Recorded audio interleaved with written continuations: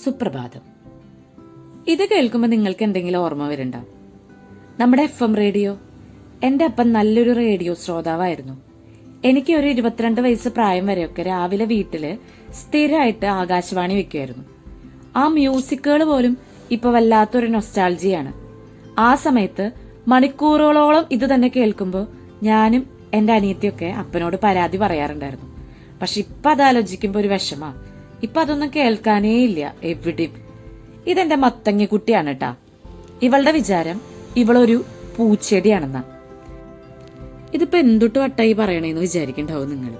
പക്ഷെ സത്യ, അവളുടെ വിചാരം അങ്ങനെയാന്ന് തോന്നുന്നു.